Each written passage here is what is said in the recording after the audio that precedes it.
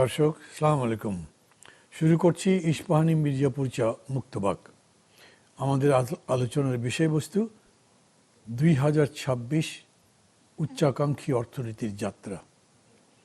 আজকের পর্বে আমার অতিথি একজন, মানে এই একজনই অনেকজন, পরিচয় করে দেওয়ার দরকার নেই, তবু বলি বিশিষ্ট অর্থনীতিবিদ, অন্তর্বর্তী সরকার গঠিত অর্থনীতির শ্বেতপত্র প্রণয়ন কমিটির প্রধান, সিপিডি ডিস্টিংগুইশড ফেলো ও প্রথম নির্বাহী পরিচালক ডক্টর দেবপ্রিয় ভট্টাচার্য। ডক্টর দেবপ্রিয় ভট্টাচার্য, আপনাকে স্বাগত। মান্না ভাই, আমাকে ডাকার জন্য ধন্যবাদ। দর্শক, অনেক রক্ত পেরিয়ে সে স্বাধীনতা যুদ্ধ থেকে শুরু করে এই পর্যন্ত আমরা এখানে আসছি। এখনো পর্যন্ত বাংলাদেশ নিয়ে প্রস্তুতি শেষ নেই। যে বাংলাদেশের স্বপ্ন দেখেছিলাম আপনি সবাই মিলে, তারা সেই স্বপ্ন কতখানি বাস্তবায়িত হয়েছে তা বুঝতে পারি না। আমরা এরকম বুঝি রাজনীতি হচ্ছে অর্থনীতির ঘনীভূত রূপ। মানুষ সবচেয়ে বেশি তখনই কষ্ট পায় যখন তার অর্থনৈতিক কষ্ট হয়। মানসিক কষ্ট ইত্যাদির কথা বাদ দিলে গড়পড়ে তার সবাই এটা বলে, যেমন বলে না, যদি জিনিসপত্রের দাম বাড়ে তাহলে সরকারি জনপ্রিয়তা কমে, তার মানে মানুষকে ওটা সরাসরি আঘাত করে। এই অর্থনীতির অবস্থা কেমন? এই 50-56 বছরে কোথায় ছিল অর্থনীতি, কোথায় এসছে? 1.5 বছর 2 বছর আগে যখন শেখ হাসিনা সরকারের পতন হলো তখন কোথায় ছিল? গত 1.5 বছর যখন অন্তর্বর্তী সরকার ছিলেন তখন কি অবস্থা হলো? আর এখন এই 2 মাসে কি? সব মিলে অর্থনীতি এখন কোথায় আছে, কোন দিকে যাচ্ছে, কি কি পদক্ষেপ নেওয়া হচ্ছে, এই সব কিছু মিলেই আমাদের আজকের এই যাত্রা। আবারও আপনাকে স্বাগত জানাচ্ছি। আমি আমার কথার মধ্যে সম্ভবত আপনি এটা বুঝতে পেরেছেন যে এটা কি অনুষ্ঠানটা করতে চাইছি। আমার আবার এখানে মনে হচ্ছে যে আপনি সম্ভবত 31 মার্চ আপনাদের সেন্টার ফর পলিসি ডায়ালগের একটা কার্যক্রম ছিল, নতুন সরকারের সরকারের জন্য প্রথম বাজেট ভাবনা। সেখানে বলেছিলেন যে আগামী অর্থ বছরের জন্য একটা কঠোর আর্থিক বাজেট করবার কথা বলেছিলেন। মানে এগুলোর কী কী কারণে বলেছেন এবং এইটার মানে কঠোর অর্থনৈতিক বাজেট বলতে কী বোঝাতে চেয়েছেন। এর মধ্যে বাজেটকে সামনে রেখে অর্থমন্ত্রী একটা কথা বলেছেন, বাজেটটা একটা বড় অ্যাম্বিশাস বাজেট বলছে, 9.25 লক্ষ কোটি টাকার মতো। ওনারা ঘোষণা না করলেও প্রায় বেরিয়ে তো এসছে, এবং এইটার সম্পর্কে তারা বেশ অ্যাম্বিশাস আছেন। এমনি অর্থনৈতিক চিত্র এরকম মনে হচ্ছে যে ইনকাম জেনারেশন নাই, ব্যাংক থেকে টাকা তুলছে, তারপরে কোনো এমপ্লয়মেন্ট নাই, বিদেশি বিনিয়োগ নাই। সব মিলে আমাদের যে রেভিনিউ খুব ভালো হয়েছে সেটাও না, তার মধ্যে আছে মধ্যপ্রাচ্য সংকট। টোটালিটিতে জিনিসটা কোথায় দাঁড়িয়ে আছে, কোথায় যাবে, এরকম হতে পারে। একাই আপনি 1 ঘন্টা বলেও যদি ফেলেন, আমি জানি আপনি ভালো বলতে পারেন, শুধু আপনার কাছে রিকোয়েস্ট হচ্ছে, ধরেন আমার দর্শক যারা আছেন তারা সবাই অর্থনীতির পরিভাষা খুব ভালো বোঝে না। আপনি নিজেও বোঝেন এটা, আপনি নিজে যতখানি অর্থনীতিবিদ ততখানি আবার সমাজকর্মী বা রাজনীতিবিদ অবশ্য আপনাকে ঠিক বলা যায় না, কিন্তু সমাজকর্মী তো বটেই। আপনি অবশ্যই চেতনার ভিত্তিতে কাজ করে, সেটা দেখে কথা শুরু করতে পারেন। ধন্যবাদ মান্না ভাই। যেটা বর্তমান পরিস্থিতি, অর্থনীতি পরিস্থিতি যে খুব স্বস্তিদায়ক অবস্থায় নেই, এটা সবাই বুঝে। আমার মনে হয় যারা অর্থনীতি পরিচালনা করেন, যারা অর্থনীতির ফলাফলের উপর জীবন নির্ভর করেন, তারাও বুঝেন। সেহেতু একটা অস্বস্তিকর অবস্থার ভিতরে আমরা আছি। এই অস্বস্তির কারণটা বোঝাটা গুরুত্বপূর্ণ। এই অস্বস্তির কারণটা হলো যে এর আগের যে পতিত সরকার ছিল তারা যেভাবে অর্থনীতি পরিচালনা করেছে, যেটা আপনি আমার শ্বেতপত্রের কথা উল্লেখ করলেন, সেই শ্বেতপত্রে আমরা বলেছি যে একটা লুটপাটতন্ত্র তৈরি করেছিল। এই লুটপাটতন্ত্রটার ভিতরে যেটা হয়েছিল যে নীতির যে সার্বভৌমত্ব, জনকল্যাণে যে নীতি তৈরি করা, সেটা কতিপয় গোষ্ঠীর কাছে জিম্মি হয়ে গেছিল। মানুষের কল্যাণে নীতি করাটা খুব জটিল হচ্ছিল। সেটা আপনি কিছু অসাধু ব্যবসায়ী, কিছু উচ্চাভিলাষী আমলা এবং এটার সাথে কিছু মানে কলুষ রাজনীতিবিদ মিলিত হয়ে এটা করছিল, এবং যার ফলে দেশটা এমন একটা অবস্থায় এসেছিল যখন গণ অভ্যুত্থানটা শুধু ওই যে বৈষম্য বিরোধী চেতনার শুধু কোটার বিষয় ছিল না, সামগ্রিকভাবে চেতনার একটা মানুষের আকাঙ্ক্ষার একটা দেওয়ালের পিঠ থেকে গেছিল। এবং এটা একটা বড় কারণ ছিল যে এই রকম একটা পরিস্থিতি অব্যাহত থাকতে পারে গণতন্ত্রহীনতার কারণে। গণতন্ত্র যেহেতু আমরা দিনের ভোট রাতে করেছি নাকি রাতের ভোট দিনে করেছি, দামি নির্বাচন করেছি, আমরা বিনা প্রতিদ্বন্দ্বিতায় নির্বাচিত করেছি সংখ্যাগরিষ্ঠ মানুষকে, ইত্যাদি ইত্যাদি। তো সেহেতু ওই রকম একটি অর্থনৈতিক পরিস্থিতির থেকে, এবং আমি প্রত্যেকটা খাত ধরে ধরে বলতে পারি, অনেকের কাছে মনে হবে যে এর ভিতরেও তো পদ্মা ব্রিজ তৈরি হয়েছে, এর ভিতরে রূপপুর তৈরি হচ্ছিল, এটার ভিতরে ফ্লাইওভার হয়েছে, কিন্তু এই দৃশ্যমান উন্নয়নের বাইরে যে অর্থনীতিটা ছিল, সেই অর্থনীতির ভিতরে একটা বড় জায়গা হলো মানব সম্পদ। আমরা শিক্ষা খাতে টাকা দিতে পারি নাই, আমরা স্বাস্থ্য খাতে টাকা দিতে পারি নাই, সামাজিক সুরক্ষার জন্য সামান্য দিয়েছি, ইত্যাদি ইত্যাদি। এছাড়া ঋণ করেছি বহুলাংশে এবং প্রভূত পরিমাণে, মানে সাশ্রয়ী মূল্যে না করে আমরা একটা দায় দেনা পরিস্থিতির সৃষ্টি করেছি। এই রকম একটা অর্থনীতি আপনার উত্তরাধিকার সূত্রে, যে এই অর্থনীতির ভিতরে আপনি সংস্কারের মাধ্যমে গণমানুষের পক্ষে নিয়ে আসার জন্য অন্তর্ভুক্তিমূলক যেটা আমরা বলি সেটা হলো না। অর্থাৎ আয় বাড়লো কিন্তু সাধারণ মানুষ, মধ্যবিত্ত, তার হিস্সাটা পেল না। এইরকম একটা অর্থনৈতিক পরিস্থিতির ছিল। তো এইটা থেকে আমরা অভ্যুত্থান হলো, অভ্যুত্থান থেকে তত্ত্বাবধায়ক সরকার গেল। আমাদের অনেকের প্রত্যাশা ছিল, আমারও ছিল, এবং সেই প্রত্যাশা থেকে আমরা প্রথমে সরকারের সাথে বিভিন্ন কাজে যুক্তও হয়েছিলাম। এবং সেটাতে ছিল যে এই সরকার যেহেতু কোনো রাজনৈতিকভাবে জিম্মি না কারুর কাছে, একটি অন্তর্বর্তীকালীন সরকার, তাহলে তো এরা মন খুলে সংস্কারের কাজ করবে। আমরা পরে 6 মাস যাওয়ার পরে আমি এটা অনুভব করা শুরু করলাম যে সরকারের মধ্যে সরকার আছে, তারা অনেক ক্ষেত্রে এগুলিতে আগ্রহী না। তারপরে একটা সময় আসলো যখন সরকার অনেক বেশি রাজনৈতিক বিষয়ের সাথে যুক্ত হয়ে গেল। ওই যে আপনার জাতীয় কমিশনের, ঐক্যমত্য কমিশনের অর্থনৈতিক বিষয়াবলী অনেক পিছনে পড়ে গেল। যেটুকু অর্থনৈতিক বিষয়াবলী হলো সেই সময়, সেটা কেন্দ্রীয় ব্যাংকের পক্ষ থেকে কিছুটা হলো, সেটা হলো মূল্যস্ফীতি নিয়ন্ত্রণ করাটা খুবই গুরুত্বপূর্ণ বিষয় হয়ে গেছিল। বিগত সরকারের আমলে আমরা যেটা পেলাম সেটা হলো মূল্যস্ফীতি একদিকে বাড়ছিল, আবার অন্যদিকে টাকার মূল্যমানের পতন হচ্ছিল। সে সময় আমাদের মজুদ, টাকার মজুদও সেভাবে ছিল না, আমদানি আটকে যাচ্ছিল, বিনিয়োগ হচ্ছিল না, ইত্যাদি ইত্যাদি। তো সেহেতু অন্তর্বর্তীকালীন সরকারের মূল দায়িত্বটা হলো যে তাহলে মূল্যস্ফীতিকে নিয়ন্ত্রণ করবে, এইটাই হলো আমার সর্বোচ্চ প্রাধিকার। তো মূল্যস্ফীতি নিয়ন্ত্রণ করতে হলে আমরা তার ভিতরে আবার IMF-এর কর্মসূচিতে ঢুকলাম, এবং সেটার মূল কাজটা হয় সংকোচনমূলক পদ্ধতি, অর্থাৎ বাজার থেকে টাকা তুলে নিতে হবে। বাজার থেকে টাকা তুলতে হলে সুদের হার বাড়াতে হয়, যাতে করে টাকা ব্যাংকের ভিতরে আসে। এবং সুদের হার বাড়ালে পরে আপনি ভালো জানবেন, আপনি যে এটা সেটা হলো যে অবশ্যই বিনিয়োগের উপর এটা হয়, কারণ যেই টাকাতে যেই ব্যবসা করার কথা, এটাতে আর লাভজনক থাকাটা কষ্টকর হয়ে দাঁড়ায়। তো এইটা সেই সময় করা হলো। অন্তর্বর্তীকালীন সরকারের সৌভাগ্যের জায়গাটা হলো এই যে সেই সময়ে টাকার বিনিময় হারকে কিছুটা নমনীয় করার ফলে আমরা প্রবাসী আয় পাওয়া বেশি পরিমাণে পেলাম। এর ফলে আমার মজুদটা বাড়লো, টাকাটা স্থিতিশীল হলো। এটাও কিন্তু আপনার মূল্যস্ফীতিকে একটু সহনশীল রাখার পক্ষে কাজ করে। টাকা যদি পতন হয় তাহলে মূল্যস্ফীতি বেড়ে যায়। তো সেইটাতে আমরা কিছুটা এই সরকার সফল হলো। কিন্তু অন্তর্বর্তীকালীন সরকারের সবচেয়ে বড় সমস্যা যেটা হলো সেটা হলো আয় বাড়াতে পারলো না, রাজস্ব বাড়লো না, বিনিয়োগও নাই।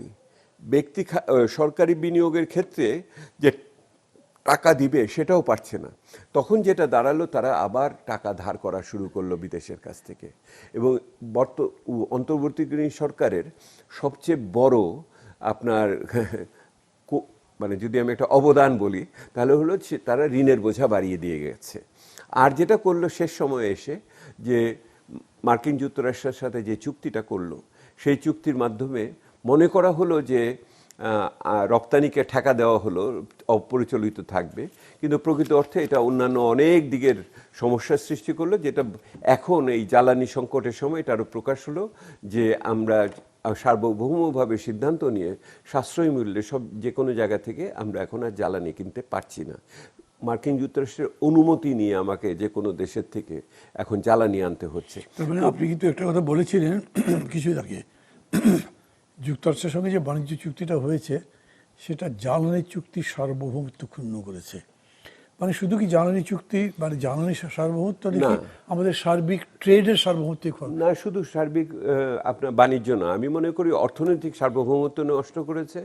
এবং এই ভূকৌশলগত পৃথিবীতে যে ভূকৌশলের ভিত্তিতে যেখানে এখন অর্থনীতি এবং আন্তর্জাতিক সম্পর্ক অনেক বেশি পরিচালিত হয়, আপনি মধ্যপ্রাচ্যে মানে ইরানের যুদ্ধ দিয়েও প্রকাশ পাচ্ছে আঞ্চলিক ভূকৌশলের সমস্যাগুলো, তখন আপনার যেটা দাঁড়ায় সেটা হলো যে এমন একটা চুক্তি আপনি করেছেন যেটাতে আপনার সার্বভৌমত্ব, ভূকৌশলগত নীতি নির্ধারণের সার্বভৌমত্ব বিঘ্নিত হয়েছে। আমি যেটা বলেছি, আমি এই প্রসঙ্গে বলে রাখি, সেটা হলো এই বর্তমান সরকার তার বৈদেশিক নীতিতে বলেছিল যে তারা কোনো দেশ নির্ভর কোনো নীতি, বৈদেশিক নীতি করবে না, কিন্তু কার্যত এই বাণিজ্য চুক্তি, তথাকথিত বাণিজ্য চুক্তি, যেটা এক অর্থে অর্থনৈতিক বৃহত্তর চুক্তি, সেইটার মাধ্যমে কিন্তু ওনারা ওই বৈদেশিক নীতিমালার যে সার্বভৌমত্ব কোনো দেশ নির্ভর না, সেই কথাটার ব্যত্যয় ঘটিয়ে দিয়েছেন ইতিমধ্যে ওরকম। যাই হোক, সেই কথা আমি আজকে যে বাণিজ্য মন্ত্রী একটা সংবাদ সম্মেলন করেছে, আপনি জানি না আপনি শুনেছেন কিনা, পররাষ্ট্রমন্ত্রী, সেখানে তিনি বলেছেন যে এই চুক্তিতে এত উদ্বিগ্ন হবার কিছু নেই। তিনি অনুরোধ করেছেন ভিয়েতনাম সহ অন্যান্য দেশের সাথে আমেরিকার যে চুক্তিটা হয়েছে সেই চুক্তি পড়লে বুঝতে পারবে যে আমাদের এই চুক্তির মধ্যে কোনো সমস্যা নেই। মানে এটার অর্থ হলো এই যে আমরা না পড়ে কথা বলছি, এটাই তো বলতে চাচ্ছেন। এটা তো কি বলতে চাইছেন, আমরা কি বলছি সেটা তো শুনে বলছেন কি তা জানি না। আমি এই চুক্তির ব্যাপারে একটা সাধারণ মন্তব্য করি, সেটা হলো যে এই চুক্তি নিয়ে যেহেতু আলোচনা উঠেছে এবং এই সমস্যা হয়েছে, এই চুক্তি যিনি করেছেন তিনি সরকারের এখন অংশ, এটা একটা বড় মানে একটা নৈতিক স্ববিরোধিতার সৃষ্টি করেছে। তখন যিনি করেছেন তিনি এখন এই সরকারের অংশ যিনি করে, তো এটা একটা নৈতিক স্ববিরোধিতার অবস্থান তৈরি করেছে। আমি এটা সমাধান মনে করি, আমি ফিরে যাব অর্থনীতির আলোচনাতে, এইটার পাদটিকাটা দিয়ে নেই, সেটা হলো সংসদে আলোচনা করতে হবে। আমার দাবি হলো, বক্তব্য প্রস্তাব হলো সংসদে আলোচনা করতে হবে। বাংলাদেশের সংবিধান অনুযায়ী সংসদে সমস্ত চুক্তি উত্থাপন করা উচিত, সেটা ভারতের সাথেই হোক, কি রাশিয়ার সাথেই হোক, কি মার্কিন যুক্তরাষ্ট্রের সাথেই হোক, এটা সংসদে আলোচনার বিষয়বস্তু করা উচিত, কারণ এটা জনগুরুত্ব সম্পন্ন বিষয়। সেহেতু আমার কাছে অদ্ভুত লেগেছে যারা বিরোধী দল করেন, যারা জনগুরুত্ব সম্পন্ন বিষয়ে নোটিশ দিতে পারেন স্পিকারকে, তারা কেন এতদিন পর্যন্ত দেয়নি, আমার কাছে এটা অদ্ভুত লাগে আর কি। এই প্রশ্নটা কিন্তু আমার পরবর্তীতে আপনার কাছে ছিল যে উভয় পক্ষ, মানে সরকারি দল কিংবা বিরোধী দল, কেউই এই ব্যাপারে কোনো উচ্চ আপনার একটা বড় এটার কারণ হলো, আমি আরেকটা দ্বিতীয় পাদটিকা দেই, সেটা হলো বলা হয় যে এই চুক্তি করার আগে আমার সরকারি দল এবং বর্তমান বিরোধী দলের সাথে নাকি আলোচনা হয়েছে, সেহেতু ওনারা সম্মতি দিয়েছেন। আমি যতদূর জানি যে হয়তো দল হিসেবে অন্তর্বর্তীকালীন সরকার আলোচনা করেনি, কিন্তু মার্কিন যুক্তরাষ্ট্র হয়তো কোনো একদিন একটা কোনো আলোচনা ওনাদের সাথে করেছিল, এটা বলেই আমার যতদূর জানা আছে। এটা আবার জামাত ইসলামের আমির বলেছে যে না, তাদের সাথে কোনো আলোচনাই হয়নি, কিন্তু বিএনপি কিছু বলেনি এখনো। না, ওনাদের সাথে কি আলোচনা হয়েছে ওটা ওনারা ভালো বলতে পারবে। সেটা সংসদে যদি আলোচনা হয় তাহলে জনমানুষ এটা জানতে পারবে। আমি মনে করি এই বিষয়টির নিষ্পত্তি সংসদে হওয়া উচিত এবং জনমানুষের প্রতিনিধিদের মাধ্যমে। আমি ফিরে আসি অন্য আলোচনা।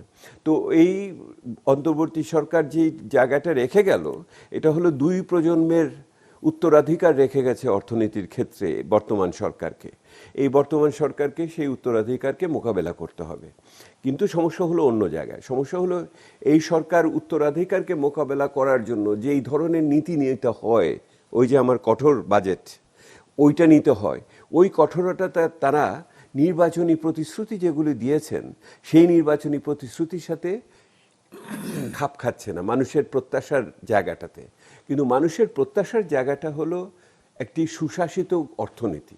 মানুষের সুশাসিত অর্থনীতির জায়গাটাতে হলে সেই যেমন দ্রব্যমূল্য নিয়ন্ত্রণ চায়, সেই একই রকমভাবে অন্যান্য যে সামাজিক সেবা আছে, সরকারি পরিষেবাগুলো আছে, সেগুলিও চায়। তো সরকারের যেটা হলো, এই সরকার যখন আসলো, আমি আপনাকে বাঁচিয়ে একটু ইন্টারাপ্ট করি, সরি করতে হচ্ছে আবার, যে মানে আমি আমার মতো করে যে ট্র্যাকে বলুন, আমাদের হাতে সবাই যথেষ্ট আছে। এমন একটা পয়েন্ট আপনি বলেছেন যে এখন ইকোনমি যেটা ডিমান্ড করে সেটা মনে হচ্ছে যেন যে তাদের যে ইলেকশন প্লেজ, নির্বাচনী অঙ্গীকার, সেটার মধ্যে করে একটা দ্বন্দ্ব তৈরি করছি। এটা একটা সাময়িক দ্বন্দ্ব, আমি এটাকে মধ্যমেয়াদের দ্বন্দ্ব মনে করি না। আমি এইটি আপনাকে মানভাবে বলতে চাই, একটু ভালো করে আমি এটা বলি।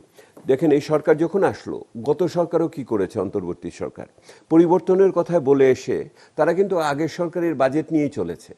তারা একটা মধ্যমেয়াদী পরিকল্পনাকে স্থগিত করেছে, কিন্তু কোনো ধরনের অন্তর্বর্তীকালীন সরকারের অন্যতম অর্থনৈতিক ক্ষেত্রে বড় দুর্বলতা হলো তারা কোনো রূপকল্প দেয় নাই। তারা কোন ধরনের অর্থনৈতিক কাঠামো গড়ে তুলতে চায় এইটা কোনো সময় তারা বিবৃত করেনি। তারা নির্বাচিত সরকার ছিল না, হয়তো এই দাবি ছিল না, কিন্তু এতগুলো সংস্কারের সেই উদ্যোগ দায়িত্ব তো আপনাকে দেওয়া হয়েছিল আপনাদের। না, আমাকে দেওয়া হয়েছিল ব্যবচ্ছেদ করার জন্য, আমাকে দেওয়া হয়নি ভবিষ্যৎ নির্মাণের জন্য। আমি দায়িত্ব নিয়েছিলাম যে বিগত সরকারের আমলে যে সমস্ত উন্নয়নের যে বয়ান ছিল তার সত্যতা যাচাই করার জন্য আমি ওইটা করেছি। আমি এইটার ভিতরে তো আমি যেটা বলতে চাচ্ছি গত সরকারের ক্ষেত্রে সেটা হলো যে এইটার কোনো আপনার কোনো কাঠামোর ভিতরে দিয়ে ওনারা দেখেননি। ওনারা যেহেতু পরবর্তীতে নির্বাচন না করার পক্ষে এবং পড়ার পক্ষে বিভাজিত হয়ে সরকারের ভিতর সরকার কাজ করা শুরু করলো, তখন এগুলি আর মনোযোগের ভিতরে ছিল না। কমিশন রিপোর্টগুলো অনেক জমা হয়েছে, অনেক টাস্কফোর্স, অনেক কমিটি, এগুলোকে আমি বলেছি মিউজিয়ামে রেখে দেন, কোনোদিন হয়তো পিএইচডি করতে লোকজনের কাজে দিবে।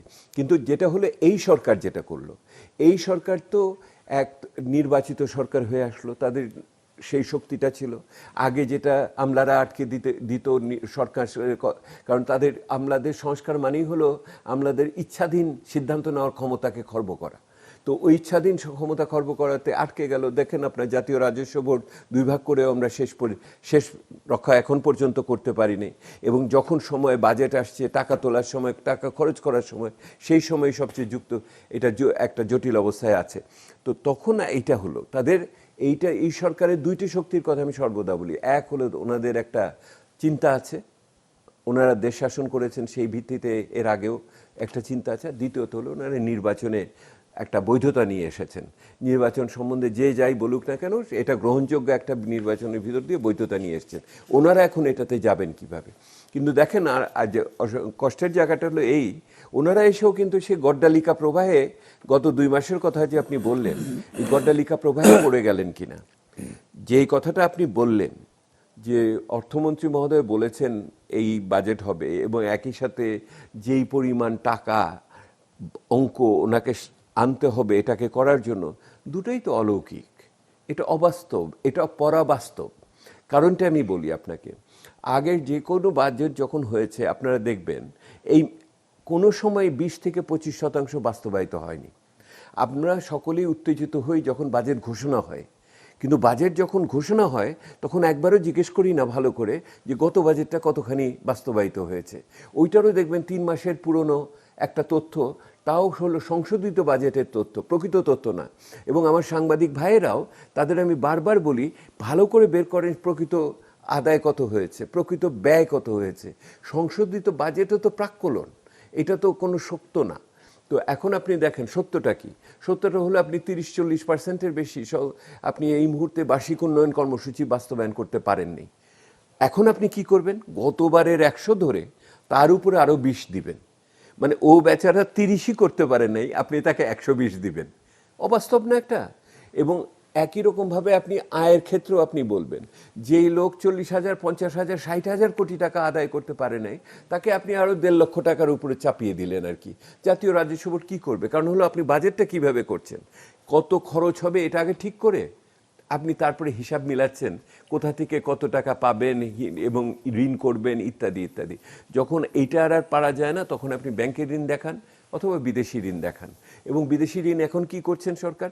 যে সমস্ত ঋণ ব্যবহার করতে পারে না সেগুলোকে আবার এখানে রিপারপাসিং, ইংরেজিতে যেটা বলে, পুনর্বিন্যাস করার চেষ্টা করা হচ্ছে। সেহেতু সরকার যেই পথে হাঁটছে এই পথ হলো যেটা আমরা তত্ত্বাবধায়ক সরকারের আমলে বলেছিলাম, নতুন বন্দোবস্তের নতুন বাজেট আমি পেলাম না, আমি পেয়েছি গতানুগতিক গড্ডালিকা প্রবাহের বাজেট।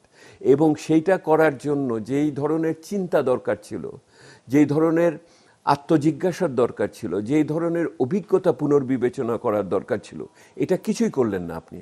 আপনি ওটাকে প্রশাসনিকভাবে করলেন না, আপনি ওটা কারিগরিভাবে করলেন না, আপনি ওটা রাজনৈতিকভাবে করলেন না। এই রাজনৈতিকভাবে না করার সবচেয়ে বড় উদাহরণ হলো ওনারা, আপনি শ্বেতপত্রের কথা বলেন, আমার বক্তব্য ছিল আপনি কিভাবে অর্থনীতি পেয়েছেন সেটা শ্বেতপত্র করলেন না কেন? আপনার তো কোনো বেঞ্চমার্ক নাই। আপনি যদি আজ থেকে 5-10 বছর পরে বললেন যে আমি অর্থনীতি তো ভালো পাইনি, আমার তো মাননীয় অর্থমন্ত্রী সংসদে বলেছেন আমার সবগুলি খারাপ পেয়েছি, কই কিন্তু দলিল তো নাই। দলিল তো নাই, ইতিহাসের কাছে তো আপনার কাছে ওটা তো লিপিবদ্ধ হয়ে থাকতে হবে, এইটা নাই। আর আমার দ্বিতীয় বক্তব্য ছিল যে এই যে সময়টা 3 থেকে 4 বা 6 মাস তাড়াহুড়ো করেন না, অর্থনীতিকে স্থিতিশীল করেন। অর্থনীতিকে যদি স্বস্তি না দিতে পারেন, বিশেষ করে বাইরের পরিবেশ যখন এত উত্তাল, তখন আপনার ঘরটাকে শান্ত করা আরও বেশি দরকার করে। তখন আপনি মানুষকে এটাকে ওই স্থিতিশীলতার জায়গাটুকু একটা অন্তর্বর্তীকালীন অর্থনীতি হিসেবে দেখেন। আপনি ওই যে কি বলে প্যারাশুট দিয়ে নেমে দৌড়ানো শুরু করে দিলেন, আরে প্যারাশুট দিয়ে আপনি যেই জায়গায় নেমেছেন ওই জায়গা তো মাটিটা তো ঠান্ডা নাই, মাটিটা তো স্থিতিশীল নাই, সেই তো এটা করার ব্যাপারে আমার দ্বিতীয় প্রস্তাব ছিল এটা একটা শ্বেতপত্র করেন, দ্বিতীয় হলো একটা অন্তর্বর্তীকালীন স্বল্প সময়ের জন্য কৌশলপত্র করেন, যেই কৌশলপত্র দিয়ে আপনি এই যে সমন্বয়ের দরকার ভিতরে বাইরে এবং নিজেদের ভিতরে এইটা করবেন। তো অন্তর্বর্তীকালীন সরকারের আরেকটা যদি আমি সমালোচনা করি সেটা হলো তাদের সমন্বয়ের অভাব ছিল, তাদের ভিতরেও সমন্বয় ছিল না, বাইরের সাথেও সমন্বয় ছিল না। এইবার এই সমন্বয়টা দরকার ছিল, বেশি করে ব্যক্তি খাতের সাথে করা দরকার ছিল, নাগরিকদের সাথে করা দরকার ছিল, ভোক্তাদের সাথে করা দরকার ছিল, বিদেশি আমাদের অর্থনৈতিক সহযোগীদের সাথে করার দরকার ছিল। এইটাও হলো না। এই দুটোর ফলাফলটা কি আপনাকে আমি বলি, আমাদের মতো অর্থনীতিবিদরা শুধু সংখ্যা বলে আপনাকে এক ধরনের হয়তো পরিস্থিতি ব্যাখ্যা করতে পারবে, কিন্তু মানুষকে তো বোঝাতে হবে। মানুষকে বোঝাতে হলে রাজনৈতিক ব্যাখ্যা দরকার করে, খুব ইম্পর্টেন্ট একটা কথা একটা বলেছেন। রাজনৈতিক ব্যাখ্যা দরকার করে। এইটা একটা এই পলিটিক্যাল পয়েন্টটা- স্টোরি লাইন লাগে, একটা নতুন ন্যারেটিভ লাগে। এই মুহূর্তে এই সরকারের যদি আপনি আমাকে জিজ্ঞেস করেন সবচেয়ে বড় মানে দুর্বল জায়গাটা কি, ওনাদের কোনো অর্থনৈতিক ন্যারেটিভ নাই এই মুহূর্তে, যেটা মানুষকে উৎসাহিত করবে বা এই মুহূর্তে ধৈর্য ধরতে বলবে। এটা আমি একটু বিশদ আপনার কাছে জানতে চাই, কিন্তু এখনও একটা বিরতি নিতে হবে। দর্শক, একটা বিরতি নিচ্ছি ছোট্ট। ইস্পাহানি মির্জাপুর চা মুক্তবাগ থেকে আপাতত বিদায়, কিন্তু ফিরছি 5 মিনিটের মধ্যেই, সাথেই থাকবেন।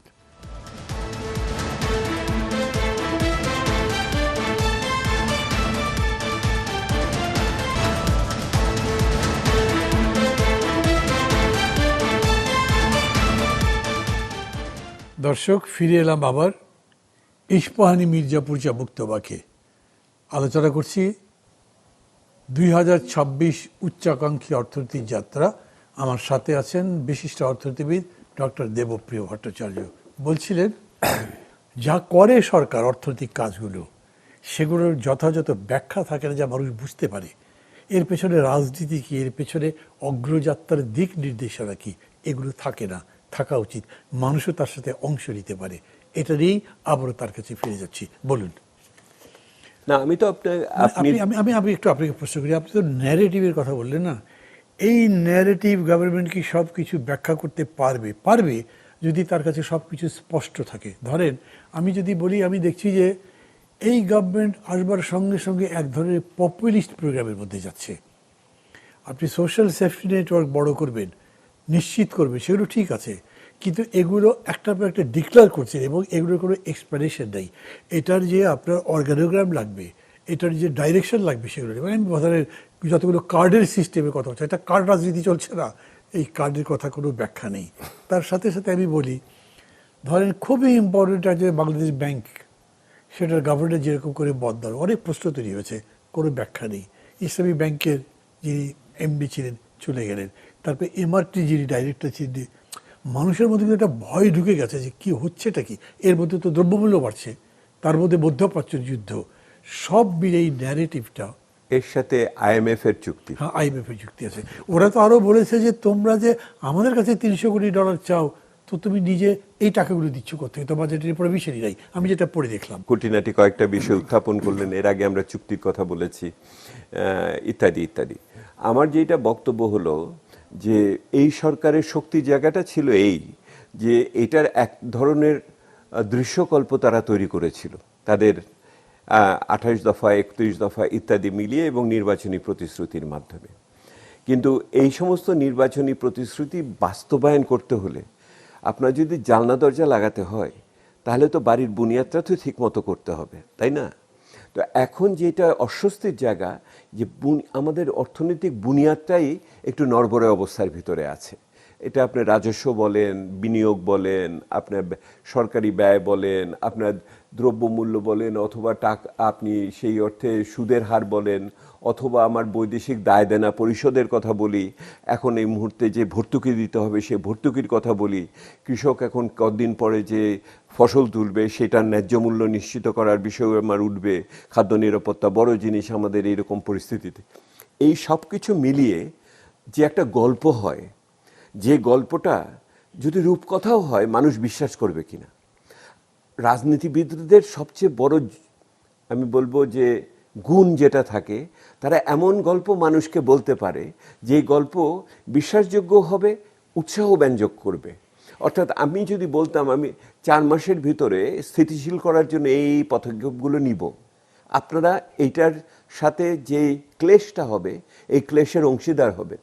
কিন্তু আমি নিশ্চিত করতে পারি যে 4 থেকে 6 মাস পরে আমি এমন একটা জায়গায় উপনীত হব যখন এই সমস্ত ক্লেশের আপনি অনেক বড় সুফল এটার বিপরীতে পাবেন। সেই গল্প কি প্রতিনিয়ত প্রধানমন্ত্রী করছেন না? আমি মনে করি ফ্যামিলি কার্ড, কৃষক কার্ড, শ্রমিক কার্ড, কি বলে ফুয়েল কার্ড। আমি তো ঠাট্টা করে বলি আসল কার্ড তো হলো ক্রেডিট কার্ড। আপনার আসল কার্ড হলো ক্রেডিট কার্ড। আর কেউ আমাকে বলেছে আসলে ক্রেডিট কার্ড আর ডেবিট কার্ড, কারণ ওখানে জমা থাকলেই তো তুমি খরচ করতে পারবে, তার অথবা তোমাকে খরচের টাকা দেবে কি। এটা আমি আপনাকে বলি, এইগুলি জনতুষ্টিবাদী বিভিন্ন প্রকল্প এটা করাতে কোনো অসুবিধার কিছু নেই। কতগুলো ঋণ মওকুফ করে দিল কয়েক আমি বলা হচ্ছে। এগুলি আপনি ইঙ্গিত দিতে পারেন, কিন্তু এগুলি এখনো অর্থনীতির সেটা পেরিফেরিতে এগুলো ব্যাপার। অর্থনীতির মূল চালিকা শক্তির ক্ষেত্র হলো, আমরা যাকে বলি আমার ভাষায় অর্থনীতির হৃৎপিণ্ড হলো সরকারি আর্থিক ব্যবস্থাপনা। সরকারের অর্থনীতির মূল হৃৎপিণ্ড হলো অর্থনৈতিক ব্যবস্থাপনা। আর আমি উদাহরণ দিয়ে বলি, দুটো ফুসফুস থাকে, একটা হলো ব্যাংকিং খাত আর একটা হলো জ্বালানি। আমার ব্যাংকিং খাত অবশ, আমার জ্বালানি খাতও অবশ। এই দুটোর ভিতরে আমার এখানে এই পিএফএম, পাবলিক ফাইন্যান্স ম্যানেজমেন্ট যেটা, সেইটাতে 3টা জিনিস থাকে। একটা হলো আয় করতে হয়, সেই আয়টা আপনি অংশগ্রহণমূলকভাবে সবাইকে নিয়ে করবেন। আপনি এই মুহূর্তে আয় করেন অনেক বেশি পরোক্ষভাবে ভ্যাট দিয়ে, যার আয় সম্পদ আছে, আয় আছে, তার উপরে আপনি নিতে পারেন না। যারা টিআইএর নম্বর দিয়েছে মাত্র 18% ট্যাক্স দেয়, অন্যদের দেয় না। অর্থাৎ আমরা যারা ট্যাক্স দিই তাদের অল্প কিছু মানুষের উপর আপনি অত্যাচার করেন। আর আপনি যেটা ব্যয় করেন সেটা হলো 10 টাকার জিনিস 100 টাকা দেখিয়ে আপনি ব্যয় করেন। ওইখানে অতিমূল্যায়িত ও অনেক প্রলম্বিত ব্যয়ের ভিতর দিয়ে আপনার সরকারি ব্যয়ের গুণমান থাকে না, গরিব মানুষের পক্ষে যায় না। এবং তৃতীয়ত, ওই আয় না থাকাতে ব্যয় বাড়ানোর কারণে আপনি যে ঋণ করেন, ওই ঋণের এখন সুদের হার অনেক বেশি। এবং ওই ঋণ তো আপনি ব্যাংকের থেকে যখন নেন তখন আপনি ব্যক্তি খাতকে বঞ্চনা করেন, তারা নিতে পারে না সুদের। অথবা আপনি বিদেশ থেকে নেন, আপনি এই জন্মের অভিশাপকে আপনি পরবর্তী প্রজন্মের কাছে কাঁধে আপনি চাপিয়ে দিয়ে যান। এটা আরেকটা অন্যায়। এবং যখন এই দুটোর একটাও করতে পারেন না, তখন রাত্রিবেলা টাকা ছাপান। এবং সেই যে রাত্রিবেলা টাকা ছাপান যখন, তখন তার দায় দেনা এসে পুরো জাতির উপর মূল্যস্ফীতি এবং দায় দেনার ভিতর দিয়ে পড়ে। এই যে পরিবেশটা চলছে, এটাকে, এই প্রক্রিয়াটা আগের সরকারেরও ছিল, অন্তর্বর্তীকালীন সরকারেরও ছিল, ভাঙতে পারেনি। এই সরকার এটা না ভেঙে ওইটার পথেই এগোচ্ছে, একই রকমভাবে এগোচ্ছে। যেই বাজেট কোনো বাস্তবায়িত হবে না, 25% হবে না, এইটাকে বলতেছেন যে এইটার 30%, 40% আপনি কোনো আয় পাবেন না, সেই আপনি আয় দেখাচ্ছেন। অলৌকিক সমস্ত ঘটনাবলী ঘটবে। এটার আমি ভাই শেষ করি, এইটাতে যেটা হয় সেটা আর্থিক শৃঙ্খলা নষ্ট হয়ে যায়। একটা সরকারের যে আয় ব্যয়ের ক্ষেত্রে যে শৃঙ্খলা থাকা উচিত সেটা নষ্ট হয়ে যায়, কারণ আপনি আগের থেকেই জানেন এইখানে শৃঙ্খলা বলে কিছু নাই। এর ফলে যেটা হয়, আপনি যে বরাদ্দগুলো করেন সেই বরাদ্দগুলোর প্রাধিকারগুলো নষ্ট হয়ে যায়। অর্থাৎ আপনি শিক্ষা খাতে বা আপনি আপনার স্বাস্থ্য খাতে এবার আপনি বাড়িয়ে বলবেন যে আগে দিতাম 1.5%, এবার দিব 2.5%, কিন্তু আপনি ওই 2.5% রক্ষা করতে পারবেন না, কারণ পুরো জিনিসটাই তো বায়বীয়, কারণ ওটার ভিতরে নাই আসলে জিনিসটা। তখন আপনি কি হবে, আপনি ওই শিক্ষা এবং স্বাস্থ্য খাতে টাকা খরচ করতে পারবেন না, দিতেও পারবেন না, বরাদ্দকে আপনি সম্মান করতে পারবেন না। আপনি অন্য জায়গাতে এগুলো খরচ করবেন, পেনশন ভাতা আসবে, আপনার সুদের হার আপনার দায় দেনা পরিস্থিতি আছে, আপনার ভর্তুকি আছে, এগুলি আপনার টাকা অন্যদিকে নিয়ে চলে যাবে। সেহেতু আমার কথা হলো আপনি শৃঙ্খলার ভিত্তিতে কঠোর বাজেট করেন। আর ইংরেজিতে একটা শব্দ আছে টাফ লাভ, অর্থাৎ মা যখন বাচ্চাকে আপনাকে সকালবেলা স্কুলে যেতে চায় না তখন বাচ্চাকে পিটিয়েও হলেও স্কুলে পাঠায়, কারণ মা সন্তানকে ভালোবাসে বলেই তাকে নিপীড়ন করে হলেও স্কুলে পাঠাবে, কারণ তার ভবিষ্যতের জন্য। It is a time for tough love, অর্থাৎ আপনার কঠোর ভালোবাসা দেখানোর সময় ছিল। আপনি সেই কঠোর ভালোবাসা না দেখিয়ে আপনি আবার জনতুষ্টিবাদী, আপনি সেই পুরনো যেই আপনার গাথা ছিল সেই আগের গায়নের ভিতরে আপনি ঢুকে যাচ্ছেন। এইটি আমার এই সরকারের জন্য সবচেয়ে বড় অর্থনীতির ক্ষেত্রে চিন্তার বিষয়। ওনারা সমস্যার সম্মুখ উপলব্ধিও পূর্ণ করতে পারলেন কি না তথ্য উপাত্ত দিয়ে, এইটা দেখলাম না। এবং এটাকে স্বল্প মেয়াদের স্থিতিশীল করার জন্য পদক্ষেপ নিলেন না। এবং একই রকমভাবে মধ্যমেয়াদে ওনারা যে সমস্ত মানে প্রতিশ্রুতিগুলো দিয়েছেন সেগুলোকেও হুমকির মধ্যে ফেলে দিলেন। আমি সরকারের লোকেদের বলেছি এই অর্থ বছর চিন্তা করবেন না, আজ থেকে 5 বছর পর চিন্তা করবেন। যেদিন নির্বাচনে যাবেন সেই দিন অর্থনীতির অবস্থাটা কি থাকবে। আজকে যদি ঠিকমতো গোড়াপত্তন না করতে পারেন সেই দিন আপনি 4 বছর পরে 5 বছর পরে এর চেয়ে মানে আহামরি কিছু প্রত্যাশা করেন না। আমি ওনাদের উদাহরণ দিয়ে বলেছি, লোকে যখন লং জাম্প দেয় 5 বছরের জন্য, লং জাম্পে দেয় সে কি করে, সে 4-5 পা পিছিয়ে আসে, এসে বেগ সঞ্চয় করে, তেজ সঞ্চয় করে, তারপরে সে লাভটা দেয় সবচেয়ে দূরে যাওয়ার জন্য। সবচেয়ে ভালো যদি হপ স্টেপ এন্ড জাম্পের কথা না, উনি হপ স্টেপ এন্ড জাম্প হতে হলেও তো এই হপের যে জায়গাটা আপনি বলছেন এটাই আমি স্বল্প মেয়াদী কৌশলপত্রের কথা বলেছিলাম। আপনি যদি হপ স্টেপটা করেন এটা মধ্যমেয়াদী কৌশল দিয়ে আপনি জাম্পটা দিবেন মধ্যমেয়াদের ওখানে, স্বল্প মেয়াদের থেকে মধ্যমেয়াদে। কিন্তু আমার আরও দুঃখের ব্যাপার হলো এই সমস্ত কোনো আলোচনা আমি সংসদে দেখি না। আমার এক বন্ধু বিরোধী দলের উনি তুললেন দেখে আমরা জানতে পারলাম 20 জন এখানে গ্রিন গ্রহীতা কারা সবচেয়ে বেশি, নাম প্রথমবার পেলাম। পরে প্রধানমন্ত্রীর কাছ থেকে আমরা জানতে পারলাম 11টা-12টা বিভিন্ন কোম্পানিকে কিভাবে তাদের টাকা লুট করে নিয়ে যাওয়া, ওগুলি আসার জন্য। আমি তো মনে করি প্রতিনিয়তই এই আলোচনাগুলো সংসদে হওয়া উচিত ছিল।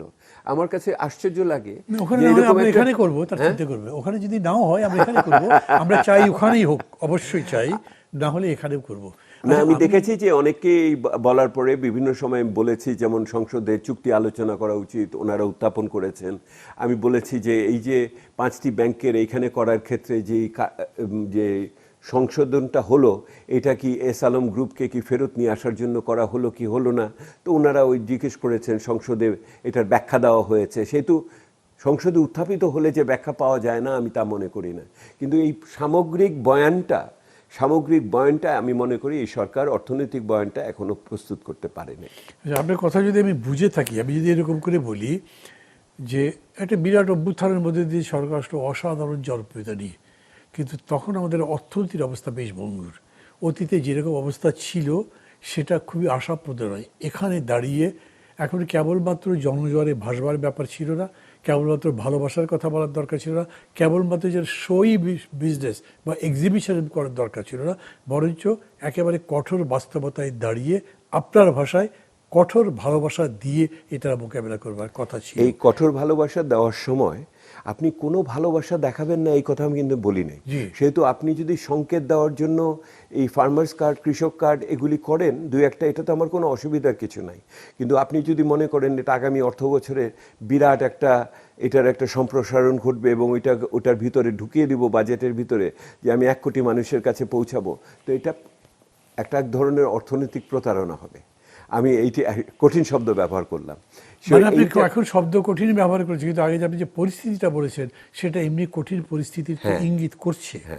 এবং আপনি বলছেন যে এটা আপনি ওদের কারোর সাথে কথা বলেছেন, তারা কিছুই বুঝতে পারেনি এটা কিরকম করে হয়। না, আমি ওনারা কি জ্ঞানী মানুষ, ওনারা বুঝবেন না কেন? ওনারা অনেক বেশি মানুষের সাথে রাজনীতি করেন, সম্পৃক্ত থাকেন, তো ওনারা বুঝেন। কিন্তু কথা হলো যে ওনাদের এটার জন্য যেই রাজনৈতিক সাহসিকতা দেখাতে হয়, এটা একটা রাজনৈতিক সাহসিকতার ব্যাপার আছে যে মানুষকে আমি এটা বলবো এবং বুঝাতে পারবো, সেই সাহসিকতাটা দেখার অপেক্ষায় আমি আছি। এবং এই সাহসিকতাটা যৌথভাবে আসতে হবে, একক নেতৃত্বের কাছ থেকেও আসতে হবে, ওই সর্বোচ্চ নেতৃত্বের কাছ থেকেও এটা আসতে হবে, যৌথভাবে দলীয়ভাবে এটা আসবে। দেখুন, আমি আপনাদের একটা কথা বলি, নতুন সরকার 2 মাস হলো দায়িত্বে এসেছেন, ওনারাও তো একটা রাজনৈতিক দলের থেকে এসেছেন, তাই না? আমরা তো জানি না যে ওনাদের রাজনৈতিক দলের ভিতরে এই বিষয়গুলো আলোচনা হয়েছে কি হয়নি। হয়ে ওনারা, আপনারা একটা ইংরেজি শব্দ ব্যবহার করেন না, দলের টিউনিং হয়েছে কিনা, তো ওই টিউনিংটা ওনারা কি করলেন না, ওনাদের যেরকমভাবে দলের লোকেদের দুর্নীতি থেকে অথবা লুটতরাজের থেকে অথবা চাঁদাবাজি থেকে দখলবাজি থেকে দূরে রাখতে হবে, একই রকমভাবে অর্থনৈতিক ব্যবস্থাপনার ক্ষেত্রে ওনাদের যে সমস্ত উদ্যোগ আছে তার পক্ষে আপনার সুষ্ঠু অংশগ্রহণও দরকার করবে, এটা আমি জানি। আপনি দেখেন সরকারের পক্ষ থেকে একটা ক্যাবিনেট সাব কমিটি হয়েছে, সেটা হলো আপনার এই জটিল পরিস্থিতিতে এই যে সংকট মোকাবেলা করার জন্য। আপনি কি শুনেছেন কয়দিন মিটিং হয়েছে, ওইটার সিদ্ধান্তগুলো কি হয়েছে, ওই সিদ্ধান্তগুলো কি বাজারে এসেছে, ভোক্তারা জেনেছে? আপনি এগুলি তো হলো আপনার ইনস্ট্রুমেন্ট, আপনার তো রাষ্ট্র পরিচালনার ক্ষেত্রে কতগুলোই আপনার কাছে হাতিয়ার আছে, আপনি হাতিয়ারগুলো ব্যবস্থা করেন। দেখেন 2009 সালে বাজেট ব্যবস্থাপনার সুষ্ঠু ব্যবস্থাপনার জন্য একটা আইন হয়েছিল। সেই আইন অনুযায়ী 3 মাস প্রত্যেক কোয়ার্টারে 3 মাস 4 মাস পর পর সংসদে অর্থমন্ত্রীর বিবৃতি দেওয়ার কথা অর্থনৈতিক পরিস্থিতির উপরে। এই সংসদের তো 4 মাস মানে এপ্রিল মাসের ভিতরে একটা বিবৃতি আমি অর্থমন্ত্রীর কাছ থেকে চাইতেই পারি, এবং এটা সংসদের সদস্যরা কি চাইবেন? ওনারা কি জানেন এরকম একটা আইন আছে? এই আইনে বাধ্যবাধকতা, যে আইনকে আগের সরকার বৃদ্ধাঙ্গুষ্টি প্রদর্শন করে গেছে, কারণ এটাও জবাবদিহিতার একটা অংশ। ওইটার যদি বিবৃতিটা অর্থমন্ত্রী ব্যবহার করেন, তাহলে তো উনি ব্যাখ্যা করে বলতে পারেন জনগণকে আমরা কি কঠিন অবস্থার ভিতরে এসেছি। অর্থমন্ত্রী গত সপ্তাহে একবার বলেছেন যে অনেক অপ্রিয় পদক্ষেপ নিতে হবে, আপনারা অনেক কিছু আশা করেন না। আমি দেখছি যে সুরটা কিছুটা বদলেছে, আমি এটাতে খুশি হয়েছি। তো এই কথাটা, কারণ উনিও একটু কঠোরতার ইঙ্গিত কিছু বললেন, তো আগামীতে এই জিনিসগুলোকে সামনে আসতে হবে। এইটা আমার কাছে মনে করি অর্থনীতির বিষয়াদি জনগুরুত্ব সম্পন্ন বিষয় হিসেবে আলোচনার জন্য জরুরি নোটিশ দেওয়াটা বিদেশে আপনার পক্ষ থেকে, বিরোধী দলের পক্ষ থেকে একদম এই মুহূর্তে ফরজ কাজ হবে। আর ওই ফরজ কাজকে ঠিকমতো সম্মান দেওয়ার জন্য সংসদে অর্থমন্ত্রী এবং অন্যান্য সহযোগী মন্ত্রীদের যথোপযুক্ত সত্য ভাষণ করতে হবে। তাহলে দেশের মানুষ এটার পক্ষে দাঁড়াবে। আপনি মানুষকে অন্তর্ভুক্ত করতে হবে, মানুষকে, ওই যে বললাম যে আপনি যে ন্যারেটিভটা যদি দিবেন, ন্যারেটিভের কাজটা কি? ন্যারেটিভের আপনার বয়ানের কাজটা হলো একটা অভিন্ন লক্ষ্য এবং মূল্যবোধ এবং চেতনার পক্ষে, কর্মসূচির পক্ষে মানুষকে একত্রিত করা। একটা উত্থানের ভিতর দিয়ে আমরা এসেছি, একটা বড় ধরনের অভিপ্রায় আশা, দুর্নীতিমুক্ত, আমরা দূষণমুক্ত এবং বৈষম্যমুক্ত সমাজের জন্য এসেছি। এই মানুষকে 20 বছরের আগের মানুষ মনে করে যদি আপনি অবহেলা করেন, আপনাকে উচিত শিক্ষা দিয়ে দিবে। এই মানুষ, ওই মানুষ যারা কয়েক ঘন্টা নোটিশে দেশের সর্বাপেক্ষা ক্ষমতাধর মানুষকে বিদেশে পাঠিয়ে দিতে পেরেছে। তবে আমি মাঝে মাঝে বলি, কিন্তু বছরে বছরে তো সেটা হয় না। আমি মনে করি বছরে বছরে, মান্না ভাই আপনাকে বলি, নির্বাচনের আগে আমি যখন বিভিন্ন জায়গায় ঘুরেছি, অন্তত 10-15টা জেলা শহরে কাজ করে এসেছি, সেখানে আমি কি দেখেছি? মানুষ আগের চেয়ে অনেক বেশি সোচ্চার। যে কথাগুলো আগে বলতে পারতো না, সে আগের চেয়ে এখন অনেক গুছিয়ে বলে, কারণ সে একটা অভিজ্ঞতার ভিতর দিয়ে গেছে, ওই অভিজ্ঞতাটা নিয়ে সে জীবনযাপন করে। আর আমি দেখেছি রাজনীতিবিদরা অনেক বিনয়ী হয়েছিলেন নির্বাচনের আগে। ওনারা বিনয়ী করে বলেছেন দিতে হবে, কথা রাখতে হবে, নহলে তো থাকতে পারবো না দেশে। এই একটা উপলব্ধির ভিতরে ছিল।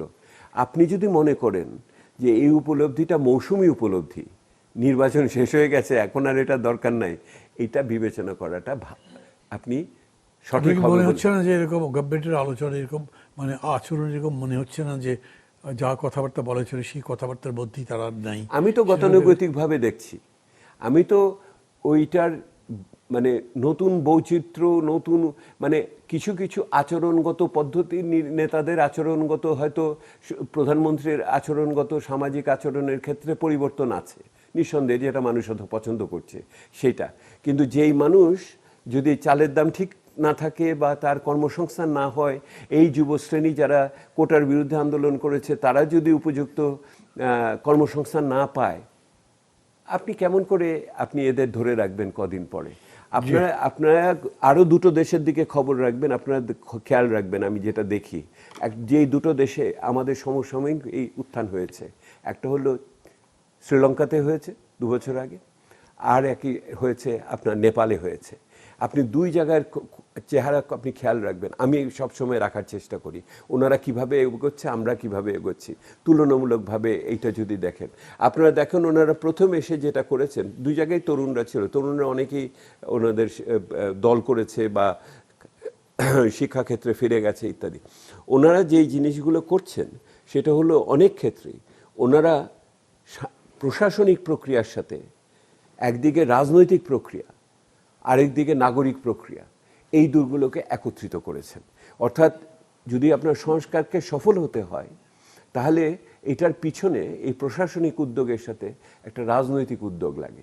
ওই যে বলছি রাজনৈতিক বয়ান লাগবে, এই রাজনৈতিক বয়ান নাই এই মুহূর্তে। এটা একটা এক ধরনের রাজনৈতিক শূন্যতার ভিতরে বিচরণ করছে। আর একই সাথে এটার সাথে আপনার মিডিয়া এবং নাগরিকদের এবং উৎপাদনশীল উদ্যোক্তাদের এটার সাথে আরেকটা যুক্ততার ভিতরে থাকতে হবে। যদি ওই কণ্ঠস্বরটা না থাকে, আপনাকেও পথে রাখতে পারবে না। এই নতুন সরকার কথার দিক থেকে অনেক সময় এগুলি বলে, এ ব্যাপারে কোনো সন্দেহ নেই। সরাসরি কথা জিজ্ঞেস, এইরকম কণ্ঠ আপনি পার্লামেন্টের মধ্যে দেখছেন? আমি দেখছি তো পার্লামেন্টের মধ্যে, হ্যাঁ, পার্লামেন্টের মধ্যে ব্যক্তি বিশেষরা তো আচরণ করার চেষ্টা করছে, কিন্তু ওনারা কোন জায়গাটাতে ওনাদের রাজনৈতিক চিন্তার থেকে অতি উৎসাহিত হয়ে করেন, আর কোনখানে ওনারা এই বিষয়টিকে জনমানুষের গুরুত্ব মনে করে করেন, এই পার্থক্যটা কম। এই মুহূর্তে আমার বিরোধী দল অনেক বেশি হয়তো জুলাই সনদ নিয়ে ব্যস্ত। আমি জুলাই সনদ গুরুত্বপূর্ণ, এটা নিয়ে আমি কোনো অন্য কোনো মন্তব্য করতে রাজি না, কিন্তু জুলাই সনদের বাইরে যে সংস্কার, যেই কারণে সংস্কারগুলো করতে, আপনি যেগুলো আলোচনা করছেন এগুলো তো জুলাই সনদের অংশই বটে। শেষ পর্যন্ত সংস্কার মানে সামগ্রিক ব্যাপারটাই তো বলতে হবে। কিন্তু আপনার দৈনন্দিন তো কত কিছু সমাধানের দিক আপনাকে মানুষকে দিতে হবে, তাই না? জ্বালানি সংকট যখন হয়, জ্বালানি সংকটের সর্বাপেক্ষা সমাধান তো আর ওখানে এই মুহূর্তে নাই। আমার দৈনন্দিন জীবনযাপন করতে হবে। আমার একই রকমভাবে আমার জ্বালানির পাশাপাশি আমার কৃষকের, যে বললাম ন্যায্য মূল্য নিশ্চিত করার জন্য ফসল উঠবে কীভাবে করব। আপনি যেমন বলছেন বন্ধ কলকারখানাকে চালু করতে হবে, এইটার জন্য কর্মসংস্থান ইত্যাদি, তাহলে ওইটার পদ্ধতিটা কি হবে? আবার কি আপনি অন্য কোনো সুবিধাবাদী মানুষ সরকারি সম্পত্তি নিয়ে যাবে কিনা, ওই টাকার কে দিবে, ইত্যাদি ইত্যাদি। তো আমার বিষয়টা হলো যে সংসদের আপনি যে কদিনই বসেন, এবং বিশেষ করে সামনে বাজেট অধিবেশন আসছে, তার আগে সামগ্রিক অর্থনৈতিক পরিস্থিতি নিয়ে একটা পূর্ণাঙ্গ মূল্যায়ন করা উচিত। আমি শুনেছি যে বিরোধী দল নাকি ওনারা শ্যাডো ক্যাবিনেট বানিয়েছেন। হ্যাঁ, তো ওনাদের শ্যাডো ক্যাবিনেট যদি করে থাকেন ওনারা, গোপন রাখবে কেন? হয়তো ওনারা জানাবেন, এটা ওনাদের ব্যাপার। কিন্তু ছায়া মন্ত্রী পরিষদ যদি করে থাকেন, তো ছায়া মন্ত্রী পরিষদের দায়িত্বই তো হলো প্রত্যেকদিন দাঁড়িয়ে যাওয়া এক একটা বিষয় নিয়ে, এবং সেই বিষয়গুলোকে প্রস্তুত হয়ে আসা। এবং সেই জন্য, এবং আমি আশা করছি যে সংসদের ভিতরে স্থায়ী কমিটিগুলো খুব দ্রুত গঠন হবে। স্থায়ী কমিটি গঠন হলে পরে সেই স্থায়ী কমিটির কার্যকলাপের সাথে জনমানুষ সম্পৃক্ত হবে কিনা আমি জানি না। এর আগে যেটা হলো ক্যামেরা মেথডে ছিল, ওখানে বাইরের লোকজন যেতে পারতো না, শুনতে পারতো না, ইত্যাদি ইত্যাদি। এইগুলো কি উন্মুক্ত করা হবে নাকি? এখন তো লাইভ টেলিভিশনের যুগ, তো ওইখানে কি এটা উন্মুক্ত হয়ে যাবে কিনা? ওখানে অন্যান্য মানুষরা যে আপনার আবেদন বা মেমোরেন্ডাম বা স্মারক দিতে পারবে কিনা, ইত্যাদি বিষয় রয়েছে। কিন্তু করার সুযোগ যে নাই এটা আমি বলছি না, কিন্তু আমি যেন কোথায় যেন দেখছি যে নতুন কিছু করার জন্য যে সাহসিকতা দরকার করে, যেই সমন্বয় দরকার করে, যেই সংযোগ দরকার করে, এবং অনেক ক্ষেত্রে সক্ষমতার দরকার করে, সেগুলো কোথায় যেন নাই। আমি সুযোগ দেখছি, কিন্তু এখনও 2 মাস গেছে। আমি আশা করে আছি যে ওনারা এগুলিকে অন্তত থেকে যদি শেখেন আর কি। মানে এই যে কোথায় যেন নাই বললেন, এটা কি বিনয় করে বললেন? মানে কোথায় নাই বুঝতে পারছেন না? আমি বুঝতে পারছি যে এটা একটা কাঠামোগত দিকের ব্যাপার আছে। এখনও যেটা হচ্ছে এটা কেন যেন উত্তরাধিকারের দায় দেনা নিয়ে ওনারা একই রকমভাবে নুব্জ দেহে এগিয়ে যাচ্ছেন।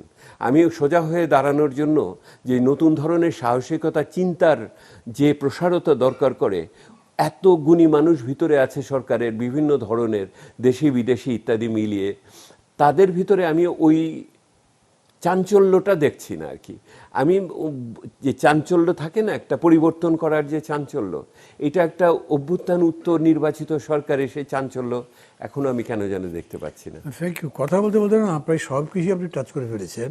তারপরে ধরেন আলাদা আলাদা করে হয়তো প্রশ্ন করা যেত, আমি সেই সময় পাবো না, খুব বেশি হলে আমার হাতে মিনিট 5 সময় বোধহয় নেই। আমি তো আপনাকে প্রশ্ন করার জন্য এসেছিলাম। আমাকে প্রশ্ন করে হ্যাঁ। আমি প্রশ্নের জবাব দিতে রাজি বলেন। কিন্তু আমি বলতে চাচ্ছি যে নির্বাচনের যেই ঘটনা হলো এবং নতুন সরকার হলো, এক অর্থে তো এই নির্বাচনী প্রক্রিয়া, তার এই সরকারের যেই রাজনৈতিক শক্তি, আপনি তার অংশ ছিলেন। তো সেই ক্ষেত্রে আমি জিজ্ঞেস করছি, আমি যে রাজনৈতিক বয়ানের প্রত্যাশা করছি, তো এই সরকারের মিত্র যারা রাজনৈতিক আছেন, রাজনৈতিক মিত্র হিসেবে যারা পরিচিত, তারা কেন সেই ভূমিকাটা পালন করছেন না? এইটা আমার একটা বড় জিজ্ঞাসা। কিরকম করে পালন করে? তারা সংসদের বাইরে? না, সংসদের বাইরে দেশই তো আছে তাদের জন্য। দেশ আছে, আপনার মিডিয়া আছে, আমাদের নাগরিকদের বিভিন্ন ধরনের প্ল্যাটফর্মে আপনারা যাচ্ছেন। তো আমি মনে করি যে একটা ফ্রেন্ডলি ক্রিটিসিজম বা আপনি মিত্রদের পক্ষ থেকে গঠনমূলক বা সমর্থনমূলক আপনার এক ধরনের বয়ান বা সমালোচনা আসার বোধহয় সুযোগ ছিল বলে আমার মনে হয়। এই দায়িত্বটা কে পালন করবে? আমার হাতে অলমোস্ট কোনো সময় নেই, তারপর আপনার কথায় জবাব দেওয়াটা দরকার মনে করছি, মানে আমার কর্তব্য মনে করছি, সেই জন্য বলছি, নট অ্যাজ এটার সঞ্চালক হিসেবে, সেটা না। আসলে নির্বাচন যত বড় আশা তৈরি করেছিল, নির্বাচনের পরে ওই ছবিটা দেখা যায়নি, এবং নির্বাচনে বেশ কিছু ব্যাপারে বিপর্যয় হয়েছে। যেরকম করে নির্বাচনটা সবাই মনে করেছিল সেরকম করে আসেনি। ফলটা হয়েছে যেটা একটা ওয়ান সাইডেড স্টোরির মতো হয়ে গেছে। অনেকে এরকম করে বলেছেন, মনে হচ্ছে যেন যে একটা দুইটা ফোর্স বা দেশি বিদেশি বিলে একটা নেক্সাসের মতো করে একটা জিনিস সাজিয়ে একদম সুন্দর ছবির মতো সাজিয়েছে, দেখতে খুবই সুন্দর। কিন্তু যেরকম রুবিন ফারহানা বলেছে না, যে এটার ভোট প্রদান খুব সুন্দর, কিন্তু গণনা এবং ঘোষণা নিয়ে অনেক প্রশ্ন আছে। তো এটা থেকে শুরু হয়েছে যে সংশয়টা আছে, ফলে সবাই বুঝতে চাইছে তাহলে কী অবস্থা দাঁড়ালো। যারা আমরা একসাথে ছিলাম তারা কেউ কেউ আমরা বন্ধু আছি, আবার কেউ কেউ বৈমাত্র আচরণের সামনেও পড়েছে। মিলে এটাকে মিটিগেট করা যাদের দায়িত্ব হতে পারতো তারা করেন নাই, এখন পর্যন্ত কোনো উদ্যোগ নেই। যেমন আপনি বললেন যে বিগত সময়ে যা যা হয়েছে সেটা একটা শ্বেতপত্র এই সরকার নিজের প্রয়োজনেই দেওয়া দরকার ছিল, সেটা তারা দেয়নি। সেটা যেরকম দেয়নি তেমনি ধরেন আমরা যে বললাম একটা জাতীয় সরকার করব, সবাই মিলে করব, আমরা জাতীয় ঐক্যটা ধরে রাখার চেষ্টা করব, এটার কোথায় কোথায় ব্যত্যয় হলো, কোথায় কোথায় আমরা এটা করতে পারলাম না, সেই বিষয়গুলো যে তুলে ধরবার ব্যাপার ছিল, সেইটা তো প্রধানত যারা এখন স্টিয়ারিং হুইল ধরে আছেন তাদের করবার কথা, তারা করছেন না। আমি আপনার এই জায়গা থেকে বলছি, যদি এরকম হয় যে আমরা যেরকম আশা করেছিলাম সেরকম হচ্ছে না, তাহলে কেউ কি নেই যে এটা করার মতো? আমাদের সেই দিকে তাকিয়ে থাকতে হবে নিশ্চয়ই। হ্যাঁ, তাহলে আমি যদি 1 মিনিট সময় থাকে আমি বলি। এইরকম ক্ষেত্রে আমি সবসময় ইতিহাস থেকে শিক্ষা নেওয়ার চেষ্টা করি। জেলে ইতিহাস থেকে কি শিক্ষা নিয়েছি সেটা হলো, হ্যাঁ, এই সমস্ত ক্ষেত্রে আমি ইতিহাস থেকে শিক্ষা নেওয়ার চেষ্টা করি। অন্তত 6টে সরকারের সাথে আমি কাজ করেছি, ভিতরে বাইরে, বাইরে ভিতরে থেকে। এবং আমার অভিজ্ঞতাটা এখন এটা বলে যে আগে মনে করতাম শুধুমাত্র হয়তো একটা কারিগরি সমাধান যদি বলে দিতে পারি কিবরিয়া সাহেবকে বা সাইফুর রহমান সাহেবকে, তাহলে বোধহয় ওনারা এটা করে ফেলবেন। হ্যাঁ, কিন্তু এখন আমি অভিজ্ঞতা থেকে দেখেছি শেখ হাসিনার সময়ে বা অন্যান্যদের সময়ে যে শুধুমাত্র কারিগরি সমাধান দিলে হয় না, সর্বদা মানুষকে জবাবদিহিতার দাবিটাকে সোচ্চার রাখতে হয়, স্বচ্ছতার দাবিটাকে সোচ্চার রাখতে হয়। সেইখানে আমি সরকার যারা করেন ওই সরকারকে ঠিক রাখতে হলে নাগরিকদের কণ্ঠস্বরটা গুরুত্বপূর্ণ বলে আমি মনে করি। সেহেতু এখন যেটা দাঁড়ায় যে আপনি কি সরকারকে আরও কিছু সময় দিবেন, কি মধুচন্দ্রিমার সময় দেন না? কেউ বলতো আগে 2 বছর সময় দিলে একটা সরকারের মধুচন্দ্রিমার সময় থাকে। এখন দেখেন মানুষ কি হয়েছে, এত শর্ট সার্কিটের যুগ, 2 মাসও মধুচন্দ্রিমার জন্য কেউ এখন আর সময় দিতে রাজি না, তারা এটার ভিতরে। তখন আমার কি করতে হবে? আমি মনে করি এই সরকারকে যদি আপনি বন্ধু সুলভ যদি সমর্থন দিতে চান এবং তাকে সৎ পথে রাখতে চান, তাহলে প্রথম দিন থেকেই এই সরকারের সুবিধা অসুবিধাগুলো আমাদের সামনে উপস্থিত করা উচিত। আমাদের সবচেয়ে ওই যে টাফ লাভের কথা বলেছি, কঠোর প্রেমের কথা বলেছি, কঠোর ভালোবাসার কথা বলেছি, ওই কঠোরতা দেখানো শুরু থেকে করতে হবে। নহলে যেদিন থেকে শুরু করব অতদিন দেরি হয়ে যাবে। এ তো আমি মনে করি নাগরিকদের পক্ষ থেকে, আমি নাগরিক আন্দোলন করি থেকে আমি বলছি, এদের সাথে মিডিয়া যুক্ত আছে, এদের সাথে আপনার উৎপাদনশীল উদ্যোক্তারা যুক্ত আছে, যারা বিনিয়োগ করতে চায়, কর্মসংস্থানের ব্যবস্থা করতে চায়। এর সাথে আমার অনাবাসী মানুষরা আছে, যারা রেমিটেন্স আয় পাঠাচ্ছে এটার সাথে আমার এলাকাতে বিভিন্ন কৃষক এবং খেটে খাওয়া মানুষরা আছে, এদের যাদের কণ্ঠস্বরের অভাব। কারণ রাজনীতি যদি তাদের কণ্ঠস্বর না হতে পারে, তাহলে আমাদের নাগরিকদের এবং উৎপাদক শ্রেণীদের এবং মিডিয়াকে ওই রাজনীতিকে শক্তিশালী করার ক্ষেত্রে একটা অবদান রাখার দায়িত্ব রয়ে গেছে। আর যারা মিত্রসুলভ রাজনীতি করেছেন তাদের দায়িত্বটাও কিন্তু কম না। সেহেতু আমি মনে করি অভ্যন্তরীণ সমালোচনার জায়গা সময় এটাই, আমি বন্ধু কারণ আমি তোমার সমালোচক। যে তোমার বন্ধু না, সে বসে বসে পাশে দাঁড়িয়ে অপেক্ষা করছে কবে তুমি পতন হবে, তোমার ভুল হবে। আর আমি যেহেতু চাই যে তুমি সঠিক পথে থাকো, সেজন্য আমি প্রথম দিন থেকেই আমি তোমার পক্ষে দাঁড়িয়ে তোমার সমালোচনাগুলো করছি। জি, থ্যাংক ইউ। দর্শক মণ্ডলী, আপনাকে ধন্যবাদ জানাচ্ছি। এতক্ষণ ধরে এই অনুষ্ঠান খুবই চমৎকার কথা বলেছেন এবং খুবই মূল্যবান কথা বলেছেন। দর্শক মণ্ডলী, অনুষ্ঠান শেষ করব, কিন্তু ডক্টর দেবপ্রিয় ভট্টাচার্য এমন কিছু কিছু প্রশ্ন তুলেছেন যার জবাব দেওয়া আমার দরকার ছিল, সেই সময় আমার হাতে নেই। আমি শুধু একটা কথা বলি, এর আগেও যে কটা অনুষ্ঠান করেছি আমি সেই জায়গাগুলোতে বলেছি, আজকেও বলছি, এই সিটে বসে আমি ঠিক রাজনীতি করছি তা না, আবার আমি রাজনীতির বাইরে ক্রিয়াকর্ম করছি ব্যাপারটা তাও না। অর্থাৎ কোনো দলবাজি করছি না, কিন্তু রাজনীতির যে মূল বয়ান, যে কথা ডক্টর ভট্টাচার্য বললেন, এই বয়ান তো আমাদের লাগবে এবং এইটা নিয়েই আমাদেরকে সামনে যেতে হবে এবং সেজন্যই আমাদের নিজেদের মধ্যে কথা বলতে হবে। আবারও বলি, 24 ছিল অভ্যুত্থানের বছর, সেটা আবেগ ভরা, সেটা জীবন দেয়া নেওয়ার মধ্যে প্রশ্ন, সেটা একেবারে দুই বাহু প্রসারিত করে জীবন নাও, কিন্তু আমাকে জীবন দিতে হবে, এই কাজ করেছি। এখন তো তা নয়, এখন বুদ্ধি দিয়ে, যুক্তি দিয়ে কি করলে এই সংকট থেকে বেরোনো যেতে পারে, অতীতটা কেমন ছিল তা একদম নিপাট সবার সামনে তুলে ধরা, আমার নিজের কি দুর্বলতা আছে তাও বোঝানো, যাতে আপনি আমার সাথী হতে পারেন, সরকারের সঙ্গে আমরা যেতে পারি, বিরোধী দল মিলে যেতে পারি, সবাই মিলে যেতে পারি, সেই রকম করে আমাদের ভূমিকা পালন করা দরকার। নাগরিকবৃন্দ, দর্শক সমাজ, যাদের কথা উনি বললেন, তাদের সবার কাছে আমি আমার অনুষ্ঠান থেকে এটাই আবেদন করব, আসুন আমরা সবাই মিলে সেই রকম একটা নেক্সাস বা একটা চক্র বা একটা বন্ধুত্বের বেড়াজাল তৈরি করবার চেষ্টা করি। ভালো থাকবেন সবাই, খোদা হাফেজ।